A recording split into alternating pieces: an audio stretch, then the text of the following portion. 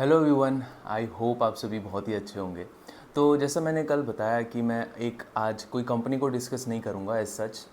जो balance sheet के examples में आ गई।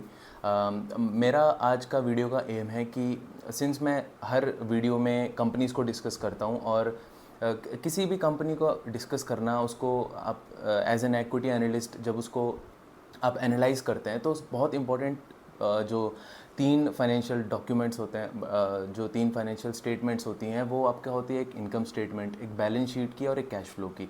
ये तो हर एक फाइनेंस के स्टूडेंट को सिखाया जाता है।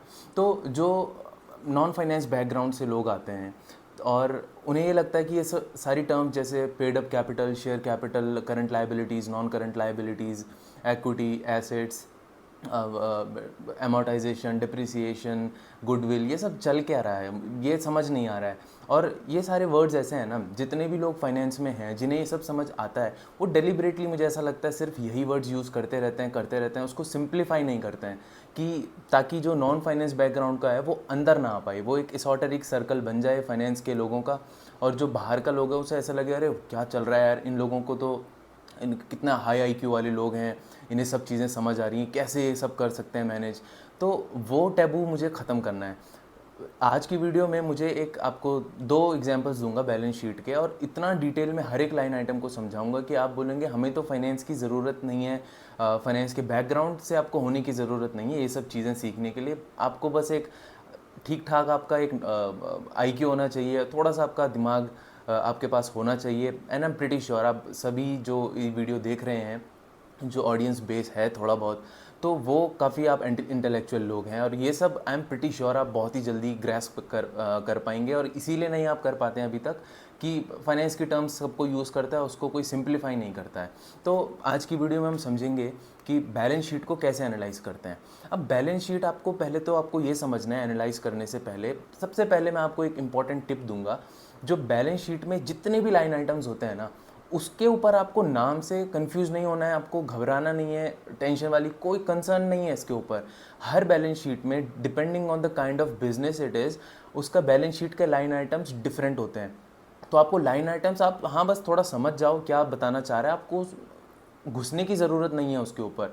आपको ये समझना है कि बैलेंस शीट आपको बताना क्या चाह रही है, वो चीज़ ज़्यादा इंपॉर्टेंट है। द स्ट्रक्चर, द बैकबोन, वो चीज़ आपको समझनी है कि बैलेंस शीट में चल क्या रहा है, आपसे कहना क्या चाहती है बैलेंस शीट।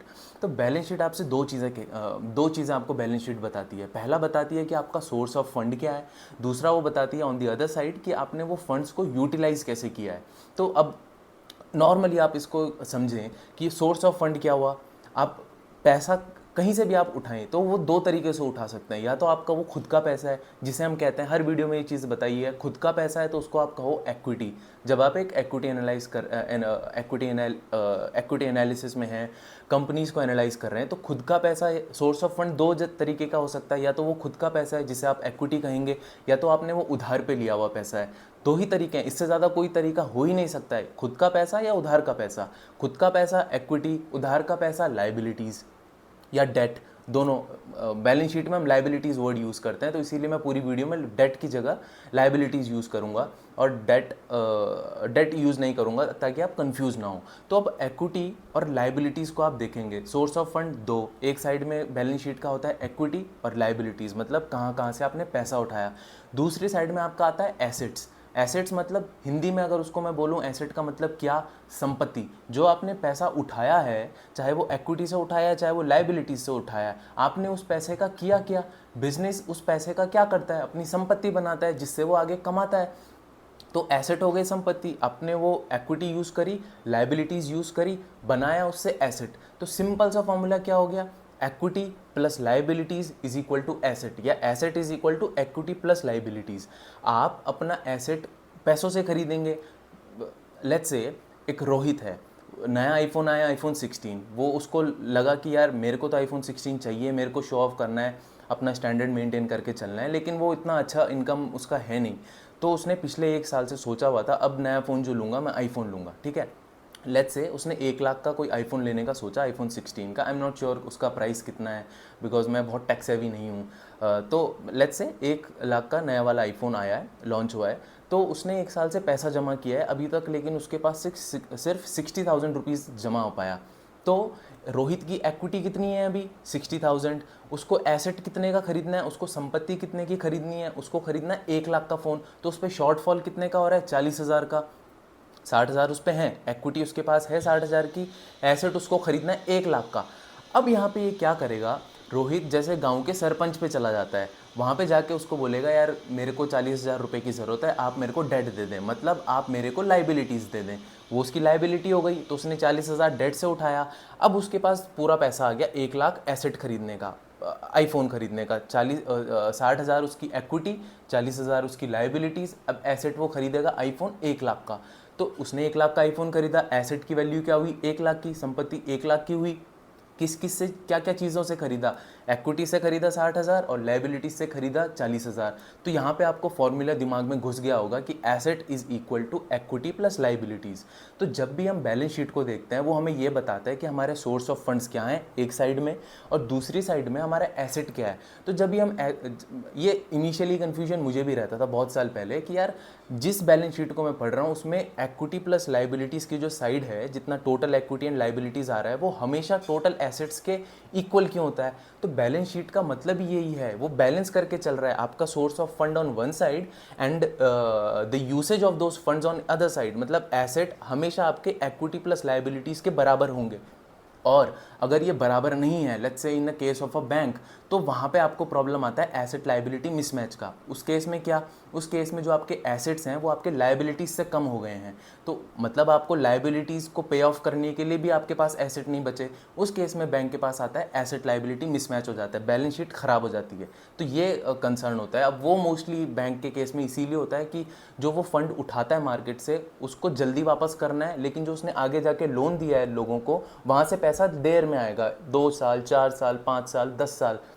लेकिन बैंक ने जो फंड उठाया, लेट्स से वो 5 साल के लिए मार्केट से बैंक ने फंड उठाया, बोरोविंग करी, लेकिन जो उसके पास पैसा आगे उसने दिया लोन में वहाँ से आएगा 6 साल बाद 7 साल बाद 10 साल 5 से ज़्यादा साल बाद बेसिकली। तो वहाँ पे एसेट लाइबिलिटी का मिसमैच हो गया, जो बैंक के एसेट है जो लोन है वो कम हो गए as compared to its liabilities जो उसने पैसा उठाया मार्केट से। तो यहाँ पे बैलेंस शीट आपको ये बताना चाहती है कि कहीं किसी कंपनी के पास एसेट लाइबिलिटी का मिसमैच तो नहीं हो रहा है। तो इस ये जो बैकग्राउंड मैंने दिया, अब इसको हम प्रैक्टिकली देखते हैं किसी बैलेंस शीट को समझने के लिए। आपको ये बिल्कुल अच्छे से समझ आना चाहिए, एक फॉर्मूला आप दिमाग में घुसा लो, आपको रटना है तो आप रट लो, लेकिन मैंने आपको जो आईफोन वाला एग्जांपल दिया, आई डोंट थिंक आपको रटने की ज़रूरत पड़ेगी कि asset is equal to equity plus liabilities. अब एक्विटी बहुत लोग कंफ्यूज करते हैं कि एक्विटी होता है वो लिखा हुआ कहीं पे होता है शेयर होल्डर्स एक्विटी, तो इन दोनों में क्या डिफरेंस है, कोई डिफरेंस नहीं है, they are one and the same. ठीक है, तो अब आप अपनी स्क्रीन पे देखो, एक एग्जांपल है मैंने उठाया है मून इनवॉइस से। अब मेरे को जस्ट गूगल पे मिला, ये मैंने एग्जांपल इसीलिए उठाया क्योंकि बहुत कंपनीज़ में क्या होता है जो उनका एक्विटी वाला सेक्शन होता है वहाँ पे सिर्फ शेयर होल्डर्स एक्विटी लिखा होता है। तो वो सारे जो कंपोनेंट्स होते हैं शेयर होल्डर्स एक्विटी के 4 कंपोनेंट्स होते हैं, आपका common share, preferred share, additional paid up capital, additional paid in capital, और या फिर आपका कोई ट्रेजरी स्टॉक है, या फिर आपका मोस्टली रिटेन्ड अर्निंग्स, जितना भी कंपनी ने आज तक अपने हिस्ट्री में जितना भी उसने कमाया है और उसे रिटेन किया है, तो वो आपका शेयर होल्डर्स एक्विटी का पार्ट होता है। तो इसमें वो अच्छे से दिखा रखा है, तो इसीलिए मेरे को लगा कि ये बैलेंस शीट आपको दिखाऊंगा तो आपको शेयर होल्डर्स एक्विटी वाला सेक्शन भी बाइफरकेट करके दिखा सकता हूँ। तो आप सबसे पहले मैंने जो चीज़ बताई asset is equal to equity plus liabilities, तो यहाँ पे टोटल एसेट्स आप नीचे देखो, सबसे पहले ब्लू में क्या लिखा है 472100, ये आपके टोटल एसेट्स हुए। अब टोटल लाइबिलिटी दूसरी साइड में देखो, total liabilities and shareholders equity 472100 हो गए बैलेंस आउट, हमेशा बराबर। Asset on the one hand is equal to liabilities plus equity on the other hand. बार बार यही चीज़ मैं डिस्कस करूंगा because this is the core of a balance sheet. ठीक है, अब आप देखो, पहले मैं आपको बताऊंगा सेकंड कॉलम का बात, जो liabilities and shareholders equity वाला सेक्शन है। तो अब देखो यहाँ पे सबसे पहले सेक्शन आया करंट लाइबिलिटीज़ का। अब करंट लाइबिलिटीज़ मतलब क्या होता है, करंट लाइबिलिटीज़ और नॉन करंट लाइबिलिटीज़ जो मैं नीचे आगे आपको बताऊंगा, जो 2 टाइप की लाइबिलिटीज़ होती हैं, इसका मतलब ये होता है करंट लाइबिलिटीज़ जब मैं बात कर रहा हूँ मतलब वो ऐसी लाइबिलिटीज़ है, ऐसा डेट है या आपके ऊपर ऐसी एक ऑब्लिगेशन है, फाइनेंशियल ऑब्लिगेशन है जो आपको अगले 1 साल के अंदर पे ऑफ करनी है। आपने उधार लिया तो आपको शॉर्ट टर्म, आपने कहीं किसी कंपनी से किसी बैंक से लोन लिया है 6 महीने के लिए, तो आपको 6 महीने में नेक्स्ट 6 महीने में वो लाइबिलिटी पे ऑफ करनी है, आपको अपना डेट चुकाना है तो वो आएगा आपका करंट लाइबिलिटीज़ में। लेकिन अगर आपने लॉन्ग टर्म डेट लिया है, 10 साल का डेट लिया है, 5 साल का लिया है, 2 साल का भी लिया है, तो वो आपका आएगा नॉन करंट लाइबिलिटीज़ में। वो करंट नहीं है, वो एकदम इमीडिएट आपको 1 साल के अंदर नहीं पे ऑफ करनी है, ठीक है। तो करंट लाइबिलिटीज़ के अंदर जितने भी सेक्शंस आते हैं वो होते हैं हमारे, जो हमको 1 साल के अंदर ये पे ऑफ करना है। तो करंट लाइबिलिटीज़ में क्या क्या आता है, बहुत सारी चीज़ें आती है डिपेंडिंग ऑन द बिजनेस। हम इस बैलेंस शीट की बात करते हैं। तो यहाँ पे आप देखो करंट लाइबिलिटीज़ में क्या है, पहला लाइन आइटम वो है अकाउंट्स पेबल।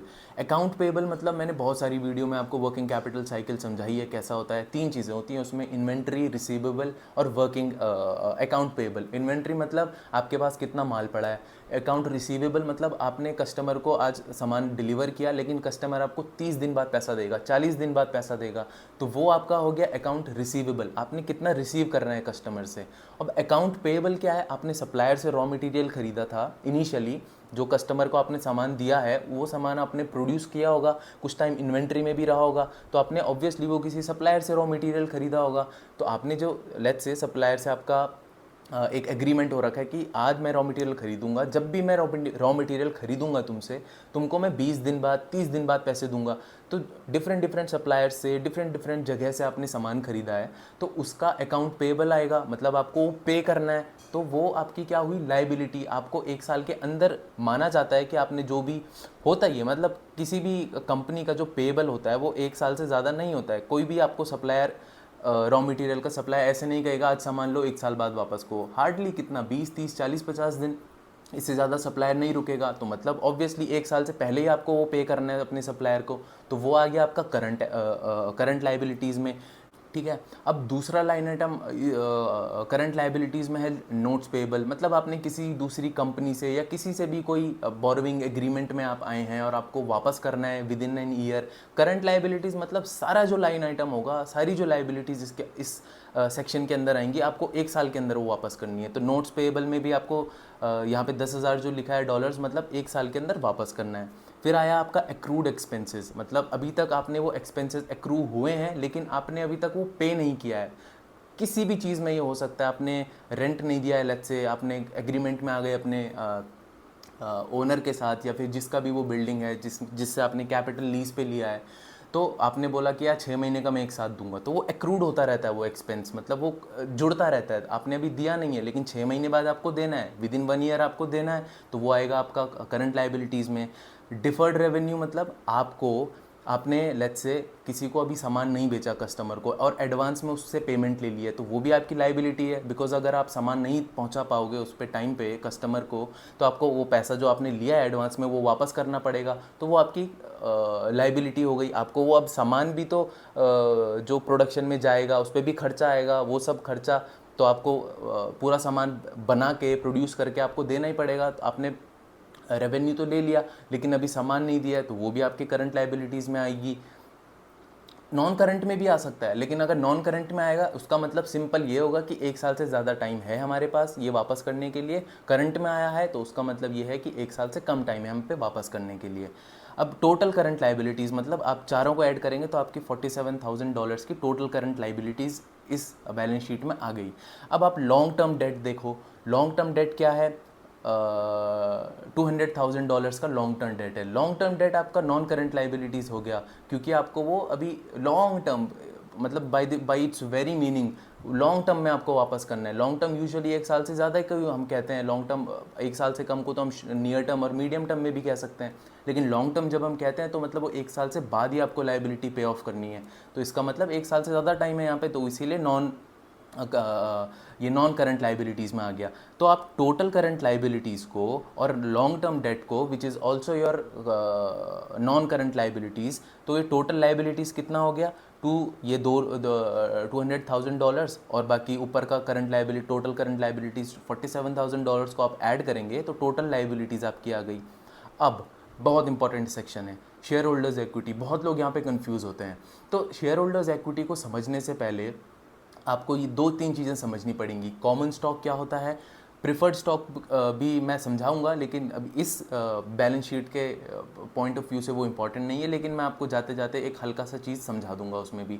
कॉमन स्टॉक और एडिशनल पेड इन कैपिटल क्या क्या डिफरेंस होता है? आपको पता होगा कि आपने बहुत बारी देखा होगा स्टॉक स्प्लिट हुआ है या स्टॉक बोनस हुआ है, तो उसमें बार बार एक चीज़ यूज़ होती है कि, या फिर डिविडेंड जब आप कोई कंपनी प्रोवाइड करती है कि इस कंपनी का जो फेस वैल्यू था शेयर का वो था 5 रुपये, ठीक है।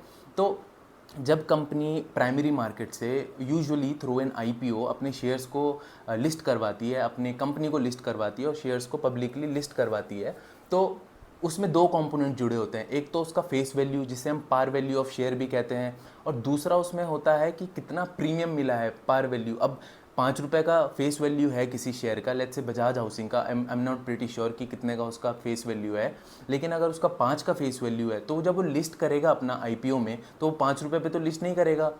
लेट्स से वो 70 रुपये पे लिस्ट कर रहा है, अब मैं प्राइस भी भूल गया हूँ कितने पे वो आईपीओ आया था। तो लेट्स से वो 50 रुपये पे वो कंपनी आईपीओ लाई है, तो उसका प्रीमियम कितना हो गया फेस वैल्यू के ऊपर? 45 रुपीज़, क्योंकि 5 वैल्यू तो 5 रुपये का उसका फेस वैल्यू था। ऊपर ऊपर 50 पे जब वो लिस्ट करने को ला रहे हैं, तो मतलब प्रीमियम कितना मिला फेस वैल्यू के ऊपर? 45 रुपीज़ का। तो जब टोटल नंबर ऑफ शेयर्स आप फेस वैल्यू से मल्टीप्लाई करते हैं तो आपका कॉमन स्टॉक आता है। कॉमन स्टॉक मतलब फेस वैल्यू पे उसका डिलीनेशन होता है, उसका जो डिमार्केशन होता है वो फेस वैल्यू पे होता है। इसको हम एक एग्जांपल से समझते हैं। कोई भी कंपनी XYZ, वो उसके पास 1 करोड़ आउटस्टैंडिंग शेयर्स हैं जो वो अभी मार्केट में लाने वाली है थ्रू एन आईपीओ, ठीक है। तो उस कंपनी का लेट्स से फेस वैल्यू थी 5 रुपये की, तो 1 करोड़ शेयर को जब आप 5 रुपये की फेस वैल्यू से मल्टीप्लाई करेंगे तो आपका कॉमन स्टॉक की वैल्यू कितनी आ जाएगी? 5 करोड़ रुपए। लेकिन क्या वो सारी वैल्यू है? क्या वो सारा शेयर हो गया? वो नहीं। आप वो शेयर लेट्स से आईपीओ में आता है 105 पे, तो आपका एडिशनल कितना हुआ? प्रीमियम कितना मिला? 100 रुपये। 5 रुपये फेस वैल्यू था, 105 पे आया है वो लिस्ट होने, तो आपको 100 रुपये का प्रीमियम मिला है यहाँ पे। तो आप एक एडिशनल पेड इन कैपिटल कितना हो गया इस केस में? कॉमन स्टॉक मैंने बताया 5 करोड़ हुआ, लेकिन एडिशनल पेड इन कैपिटल कितना हुआ? वही 1 करोड़ शेयर्स का वॉल्यूम, सेम जो कॉमन स्टॉक में 1 करोड़ था, लेकिन कॉमन स्टॉक में हमने फेस वैल्यू से मल्टीप्लाई किया था। यहाँ पे हम मल्टीप्लाई करेंगे प्रीमियम से, यहाँ 5 रुपये से मल्टीप्लाई नहीं करेंगे, ना ही हम 105 रुपये से मल्टीप्लाई करेंगे, हम प्रीमियम से मल्टीप्लाई करेंगे। 5 रुपये और 105 रुपये, 5 रुपये का फेस वैल्यू, 105 रुपये पे वो लिस्ट होने आया है, तो प्रीमियम कितने का हुआ? 100 रुपये का। तो 1 crore into 100 is equal to 100 crore. तो 100 करोड़ का आपका पेड इन कैपिटल हुआ, एडिशनल पेड इन कैपिटल हुआ, कॉमन स्टॉक का वैल्यू 5 करोड़ हुआ। तो टोटल पेड अप कैपिटल कितना हो जाएगा? कॉमन स्टॉक का वैल्यू जितना है और जितना आपका एडिशनल पेड इन कैपिटल है जो आपके प्रीमियम पे काउंट होता है, तो 105 करोड़। 5 करोड़ का कॉमन स्टॉक हो गया था, 100 करोड़ का आपका एडिशनल पेड इन कैपिटल हो गया था। तो आप अब इसको इस बैलेंस शीट से समझो। तो एडिशनल पेड इन कैपिटल इस कंपनी का कितना है? $10,000 का। कॉमन स्टॉक इस कंपनी का कितना है? $20,000 का, ठीक है। अब रिटेन्ड अर्निंग्स कितनी है इस कंपनी की? रिटेन्ड अर्निंग्स इस कंपनी की हैं, रिटेन अर्निंग्स क्या होता है बेसिकली? रिटेन अर्निंग्स होता है कि आज तक कंपनी ने जितना भी लेट्स से जब से कंपनी चल रही है, उसने 1 साल प्रॉफिट किया होगा, 2 साल प्रॉफिट किया होगा, 3 साल प्रॉफिट किया होगा, तो जितना भी वो रिटेन करती रही अपनी अर्निंग्स को, लेट्स से उसने डिविडेंड नहीं दिया या फिर दिया भी तो सारा, तो जो रिटेन करती रही वो अर्निंग्स को सारा तो उसने डिविडेंड नहीं दिया, थोड़ा ही डिविडेंड दिया होगा, बाईबैक भी किया होगा तो थोड़ी सी अर्निंग्स उसकी कम हुई होंगी, सॉरी थोड़ा सा शेयर होल्डर्स इक्विटी उसका कम हुआ होगा। बाईबैक से भी तो शेयर होल्डर्स इक्विटी कम होता है ना। बाईबैक से क्या होता है बेसिकली? आपका जो मार्केट में नंबर ऑफ शेयर्स हैं वो कम हो जाते हैं, आप कंपनी बाईबैक कर लेती है, प्रोमोटर्स बाईबैक कर लेते हैं उसको, तो वो बाईबैक का पैसा कहाँ से आता है? वो शेयर होल्डर्स इक्विटी से ही जाता है। कंपनी अपना डेट लेके तो बाईबैक नहीं करेगी ना, that would be a very stupid mistake. तो कंपनी अपनी शेयर होल्डर्स इक्विटी से ही खर्च करती है बाईबैक के लिए, तो शेयर होल्डर्स इक्विटी उसमें कम हो जाती है। तो उस केस में रिटेन अर्निंग्स आपको बेसिकली जितना भी कंपनी ने आज तक कमाया है रिजर्व्स में उसका आ जाता है, उसको रिटेन अर्निंग्स भी कहते हैं, ठीक है। वो भी एक शेयर होल्डर्स इक्विटी का पार्ट होता है। अब ट्रेजरी स्टॉक क्या होता है? ट्रेजरी स्टॉक्स वो स्टॉक्स होते हैं जो पहले आउटस्टैंडिंग थे, मार्केट में लिस्ट थे और ट्रेड होते थे, लेकिन कंपनी ने let's say through a buyback वो शेयर्स वापस खरीद लिए, तो वो ट्रेजरी स्टॉक आता है। ट्रेजरी स्टॉक से जैसे मैंने बताया आपकी बाईबैक से शेयर होल्डर्स इक्विटी कम होती है, बिकॉज प्रमोटर्स रिटेन्ड अर्निंग्स को, जो शेयर होल्डर्स इक्विटी का पार्ट है, उसको यूज़ करते हैं शेयर्स खरीदने के लिए, जो एडिशनल वो वापस ले रहे हैं शेयर्स मार्केट से, तो वो वापस लेंगे तो मतलब ट्रेजरी स्टॉक में शेयर्स ऐड हो गए। ट्रेजरी स्टॉक वही होता है जो आपने एडिशनल जो आउटस्टैंडिंग शेयर्स थे मार्केट से आपने वो खरीद लिए, वापस ले लिए, बाई बैक कर लिया। तो जब बाई बैक करेगा तो यहाँ पे आप देखोगे ब्रैकेट में 2000 लिखा है। इसका मतलब क्या कि वो नेगेटिव, वो कम हुआ है, आपका शेयर होल्डर इक्विटी यहाँ पे कम हुई है, जैसे बाई बैक में कम होती है। ये सब चीज़ें आपको I hope share holders equity वाला सेक्शन भी आपको समझ आया होगा। तो टोटल शेयर होल्डर्स इक्विटी आप अगर ऊपर जैसे टोटल लाइबिलिटीज़ हो गया था 247,000, तो शेयर होल्डर्स इक्विटी में भी ये आप ये इन चारों को additional paid in capital, common stock, retained earnings minus treasury stock जब करेंगे तो जो भी शेयर होल्डर्स इक्विटी की वैल्यू आएगी आप उसको टोटल लाइबिलिटीज से प्लस करना, ऐड करना, वो आपका होगा 472,100 जो नीचे लिखा है। इन्होंने कैलकुलेशंस करके यहाँ पे दिखाई नहीं है, डायरेक्टली इन्होंने कैलकुलेशन किया है। तो बेसिकली आपने अभी तक ये देखा कि जो करंट लाइबिलिटीज़ हैं यहाँ पे और जो नॉन करंट लाइबिलिटीज़ हैं, और उसमें हम शेयर होल्डर्स इक्विटी को भी ऐड करेंगे तो वो one side of the balance sheet बनता है।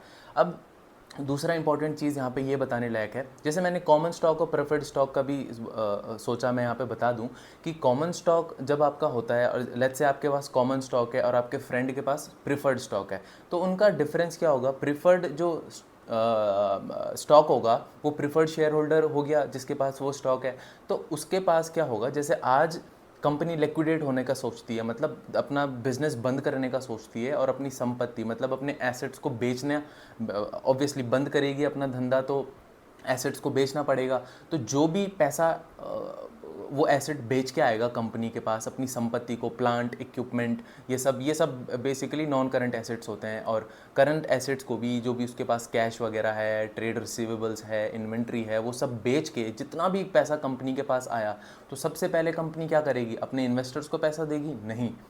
अपने शेयर होल्डर्स को पैसा देगी? नहीं।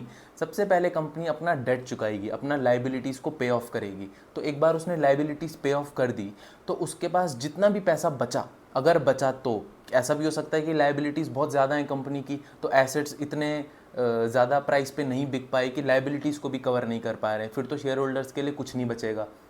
लेकिन अगर लाइबिलिटीज़ कम हैं, एसेट्स बहुत ज़्यादा में बिक गए कंपनी के और थोड़ा पैसा बच भी गया लाइबिलिटीज़ को पे ऑफ करने के बाद, तो उसके बाद कंपनी शेयर होल्डर्स को पैसा वापस करेगी।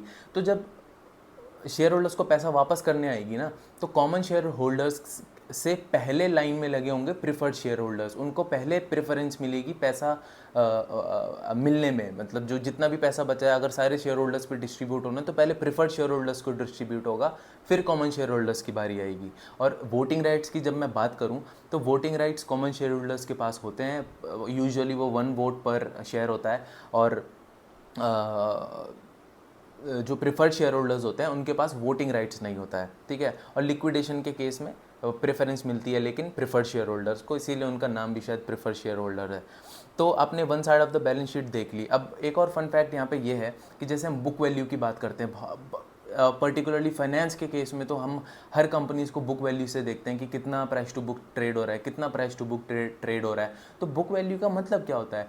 शेयर होल्डर्स इक्विटी को ही हम बुक वैल्यू कहते हैं, they are one and the same, मतलब उसमें कोई आपको कंफ्यूज होने की ज़रूरत नहीं है। तो आई थिंक ये मुझे ये लगा कि मैं ये भी बता दूं, बुक वैल्यू मतलब बुक में कंपनी कितने का आपको लग रही है, बुक्स में ना, मार्केट वैल्यू नहीं। मार्केट वैल्यू तो करंट प्राइस से डिटरमाइन होगी, लेकिन बुक वैल्यू आपकी शेयर होल्डर्स इक्विटी है, आप मोटा माटी ये मान के चलें। अब हम दूसरी साइड में आते हैं इस बैलेंस शीट की, एसेट में। तो वो भी ऑब्वियसली जैसे मैंने आपको इनिशियली बताया कि आपको मैच करके चलना पड़ेगा, जो इक्विटी और लाइबिलिटीज़ की साइड है, it has to match with assets. तो एसेट्स भी दो तरीके के होते हैं, जैसे लाइबिलिटीज़ होती हैं दो तरीके की। एसेट में नॉन करंट एसेट और करंट एसेट्स। करंट एसेट्स वो एसेट्स हैं जो आपके 1 साल के अंदर आप अगर उन्हें बेचोगे, लिक्विडेट करोगे तो आपके पास पैसा आ जाएगा। नॉन करंट एसेट्स वो हैं जिनमें 1 साल से ज़्यादा टाइम लगेगा उनको लिक्विडेट करने में। तो आगे देखते हैं करंट एसेट्स क्या हैं। Cash and cash equivalents. Cash मतलब ऑलरेडी वो कैश में है तो उसको आपको कैश में कन्वर्ट करने की ज़रूरत नहीं है, वो आपका ऑलरेडी करंट एसेट्स में ही आ जाएगा। अकाउंट रिसीवेबल और इन्वेंट्री, मैंने आपको अकाउंट पेएबल के साथ समझाया था। अकाउंट रिसीवेबल मतलब आपको कस्टमर से पैसा लेना है, तो obviously in most of the cases आपको 1 साल से पहले पैसा लेना होता है, 30, 40, 50 दिन में पैसा लेना होता है, तो वो आपका एसेट हो गया। अब ये आपका और वीडियोस में भी काम आएगा, इसलिए ध्यान रखना अगर आप ये वीडियो देख रहे हैं इस पॉइंट पे। ट्रेड रिसीवेबल हमारा एसेट होता है, करंट एसेट, और इन्वेंट्री हमारी करंट एसेट होती है। और ट्रेड पेएबल जब हम बात करते हैं तो वो करंट लाइबिलिटी होती है। ये तीनों को याद रखना, बिकॉज वर्किंग कैपिटल साइकिल यहीं से बनता है, इसी के फॉर्मूले से। इन्वेंट्री मैंने बता दिया। प्रीपेड एक्सपेंस मतलब हमने पहले जो एक्सपेंस दे दिए हैं, हमने कर चुका है, वो ऑब्वियसली आपका वो करंट एसेट्स में ही आ जाएगा। इन्वेस्टमेंट मतलब कोई भी ऐसी इन्वेस्टमेंट इस कंपनी ने करी है, लेट्स से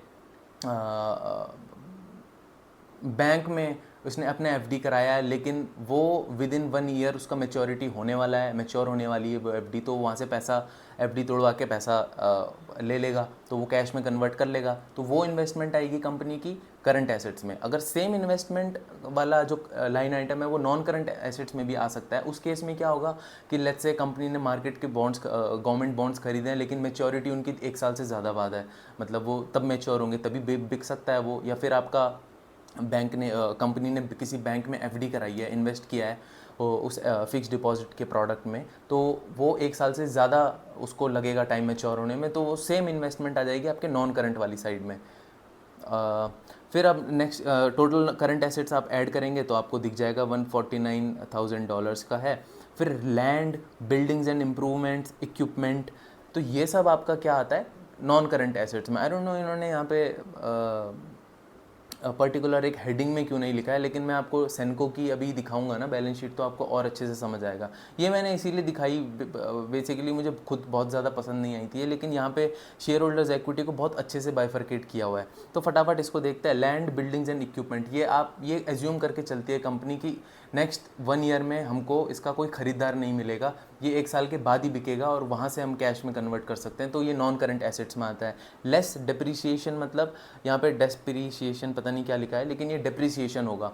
तो लेस डेप्रिसिएशन मतलब क्या होता है, आपकी जो भी लैंड है, बिल्डिंग है, इक्विपमेंट है, मैंने बहुत सारी वीडियोस में बताया कि वो आप periodically through the life cycle of that equipment आप उसको डिप्रिशिएट करते हैं। बिकॉज 10 करोड़ का आपने इक्विपमेंट अगर 3 साल पहले लिया था, तो आज उसको बेचोगे 10 करोड़ नहीं मिलेगा, वो लेट्स से 30 लाख उसका डिप्रिशिएशन में चला गया, 70 लाख ही मिलेगा, तो आपको डिप्रिशिएशन माइनस करना पड़ेगा अपने नॉन करंट एसेट से। वो एसेट नहीं बचा, वो पार्ट जो डिप्रिशिएट हो चुका है, वो आपने खो दिया है वो वैल्यू, वो आपका नॉन करंट एसेट्स में भी नहीं आएगी, तो वो डिप्रिशिएशन आप माइनस करेंगे। और अदर एसेट्स मतलब इंटेंजिबल एसेट्स, उसमें भी जब हम टेंजिबल एसेट्स को डिप्रिशिएट करते हैं, टेंजिबल एसेट्स मतलब जिन्हें हम छू सकते हैं, तो इक्विपमेंट टेंजिबल एसेट है, हम उसे छू सकते हैं, तो उसकी लाइफ साइकिल में हम उसको डिप्रिशिएट करते हैं। लेकिन नॉन टेंजिबल एसेट जो होता है जिसे हम छू नहीं सकते हैं, लेट्स से गुडविल, जो कि एक बहुत फालतू कॉन्सेप्ट होता है, मुझे पर्सनली बहुत फालतू लगता है वो। लेट्स से गुडविल है किसी कंपनी की, मैं बताऊंगा क्या होती है, लेकिन गुडविल को हम टच नहीं कर सकते हैं, तो उसको हम डिप्रिशिएट भी नहीं कर पाएंगे, उसको हम अमोर्टाइज करते हैं। तो इस यहाँ यही लिखा हुआ है कि लेस एक्यूमुलेटेड अमोर्टाइजेशन। तो गुडविल बेसिकली क्या होता है, गुडविल सबसे पहले तो उसी कंपनी को मिलती है जिसने कभी ना कभी कोई एक्विजिशन किया है। मैं कंपनी हूँ, मेरे को कोई दूसरी कंपनी पसंद आई, मैंने वो 10 करोड़ में ख़रीदी, लेकिन उसका फेयर वैल्यू सिर्फ 8 करोड़ का था, तो मेरे को 2 करोड़ की गुडविल मिलेगी, वो मेरे एसेट में काउंट हो जाएगी क्योंकि मैंने 2 करोड़ ज़्यादा दिया है वहाँ पे।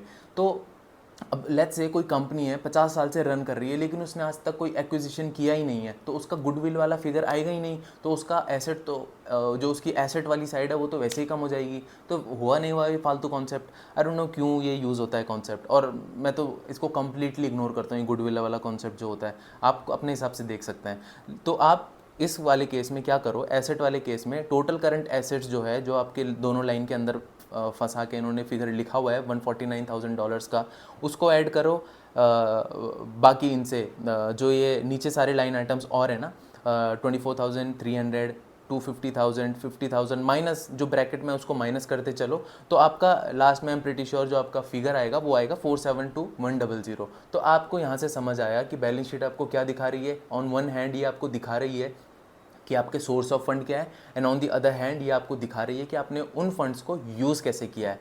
तो अब मैं आता हूँ सेनको की इसी Q1 जो इन्होंने पीपीटी निकाली है। ऑब्वियसली यहाँ पे तो इन्होंने जून तक का भी इन्होंने बैलेंस शीट दिया, बट वो अनऑडिटेड है, ठीक है। तो कोई फ़र्क नहीं पड़ता, हमको तो समझना है यहाँ पे, हमको ये फ़र्क नहीं पड़ता कि ये नंबर्स जेन्युइन है या नहीं है, हम मान के चल रहे हैं जेन्युइन है, हमको वैसे भी समझना है। तो उस केस में इक्विटी लायबिलिटीज़ वाले सेक्शन राइट साइड में था, इसमें लेफ्ट साइड में, but it doesn't make a difference, फंडा वही है, equity plus liabilities is equal to asset. तो इस हिसाब से आप इसको समझो। अब यहाँ पे इन्होंने, इसीलिए मैंने ये आपको पहले नहीं दिखाया, क्योंकि इक्विटी में यहाँ इन्होंने डायरेक्टली इक्विटी लिखा हुआ है, ठीक है। इसमें अब इन्होंने शेयर होल्डर्स इक्विटी को equity, share holders equity same होता है। शेयर होल्डर्स इक्विटी को इन्होंने बाइफरकेट नहीं किया, paid in capital, additional paid in capital, common stock, preferred stock, treasury stock या फिर रिटेन्ड अर्निंग्स, 4 कंपोनेंट होते हैं इनके बेसिकली। तो यहाँ पे इन्होंने डायरेक्टली टोटल इक्विटी लिख दिया है। तो मैं सिर्फ मार्च 22 वाले सेक्शन को देख रहा हूँ बिकॉज ये सबसे क्लोज है लाइन आइटम्स के। तो 7259 मिलियन रुपीज़ का अगर उसको करोड़ में आपको कन्वर्ट करना है तो 10 से आप डिवाइड कर सकते हैं, ठीक है। फिर आई आपकी इक्विटी खत्म, इक्विटी एक लाइन में इन्होंने खत्म कर दी। अब यहाँ पे आते हैं नॉन टोटल करंट लाइबिलिटीज़ में, अब फिर नीचे आएंगे टोटल नॉन करंट लाइबिलिटीज़ में। सॉरी, पहले नॉन करंट लाइबिलिटीज़ हैं और नीचे हैं करंट लाइबिलिटीज़, अच्छे से बाइफर्केशन किया हुआ है। तो नॉन करंट लाइबिलिटीज़ मतलब अगेन जो आपने पहले कॉन्सेप्ट सीखा होगा कि जो 1 साल के बाद आपको लाइबिलिटीज़ पे ऑफ करनी है। बोरोविंग्स मतलब 1 साल बाद ये बोरोविंग आपको पे करनी है। लीज़ लाइबिलिटीज़ मतलब कंपनी ने कैपिटल लीज़ पे लिया है, कोई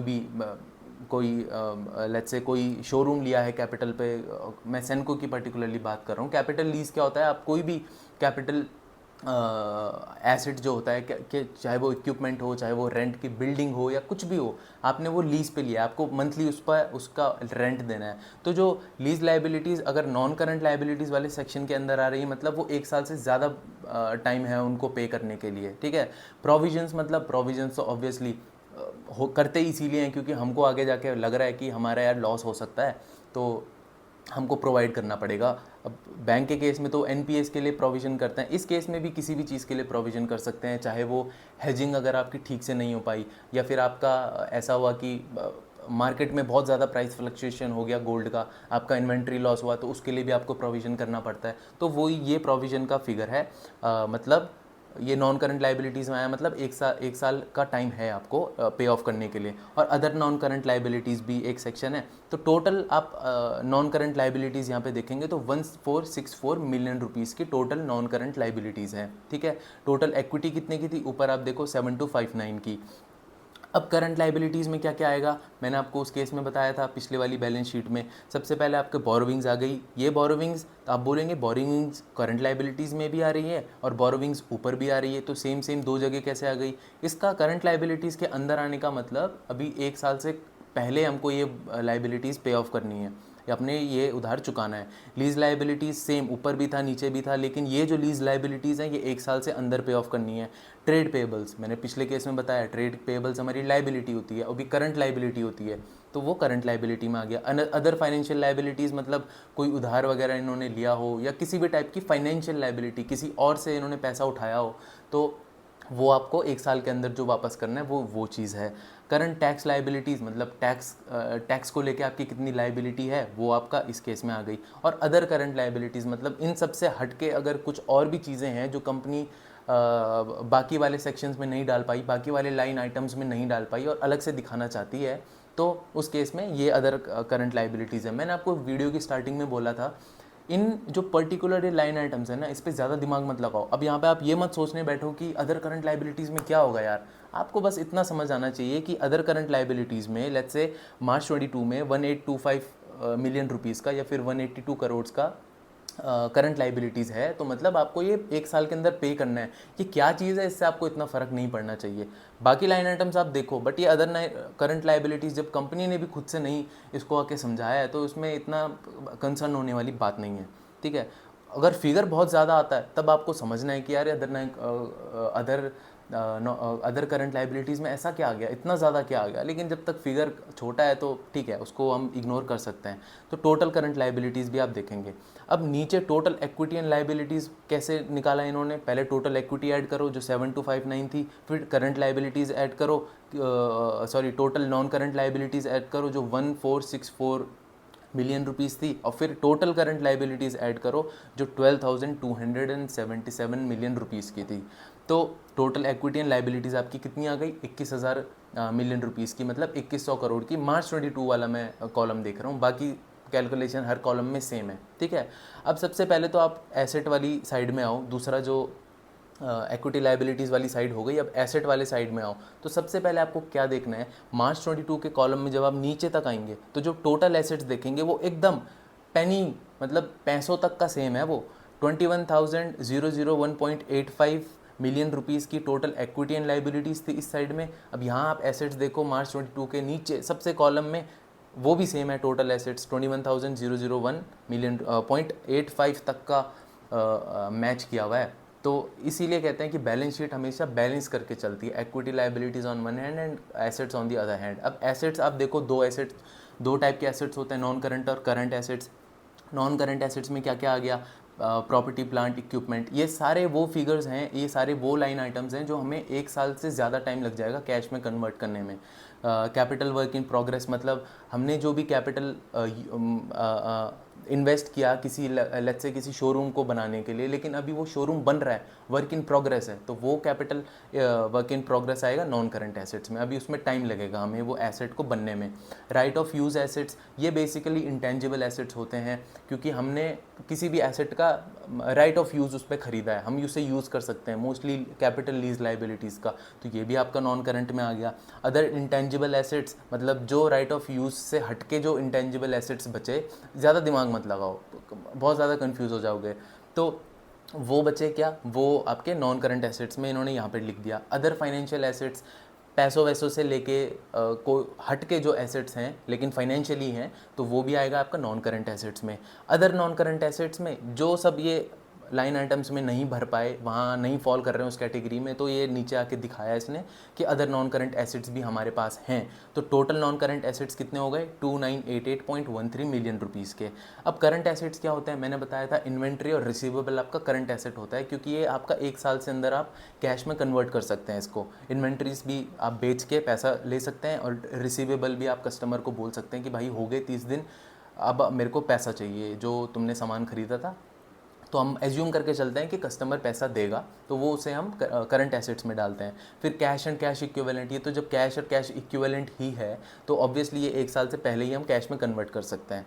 और बैंक बैलेंस एंड एफडीज़ मतलब कोई एफडी है जिसका 1 साल से पहले ही हम मैच्योरिटी ख़त्म हो रही है, तो उसको हम इस करंट एसेट्स में ले आएंगे। और कोई बैंक एफडी है या बैंक बैलेंस है जो बैंक बैलेंस तो ऑब्वियसली हमारा करंट एसेट्स में ही आएगा, लेकिन जो बैंक एफडी है जो 2 साल जिसका मैच्योरिटी पीरियड और बचा है, तो वो नॉन करंट में शिफ्ट हो जाएगी। अब अदर करंट एसेट्स मतलब जो इन लाइन आइटम्स में कंपनी नहीं डाल पाई, उन लाइन आइटम्स में फॉल नहीं कर पा रहे हैं, तो वो आपका आता है करंट एसेट्स में, अदर करंट एसेट्स में। दिमाग लगाने की ज़रूरत नहीं है। हाँ, अगर आप मैनेजमेंट से पूछना चाहते हैं या मैनेजमेंट ने आके बता दिया कि इसमें क्या है, तो ठीक है, मतलब इट्स अ बोनस। लेकिन नहीं भी पता चल रहा है तो आपको ये देखना है कि हाँ, अदर करंट एसेट्स भी कंपनी के अगर बहुत ज़्यादा हैं तो आपको थोड़ा कंसर्निंग वाली बात हो जाएगी कि इसके अंदर है क्या, तो ये आपको देखना है। अब टोटल करंट एसेट्स आप देखो 18,013.72 मिलियन रुपीज़ के हैं।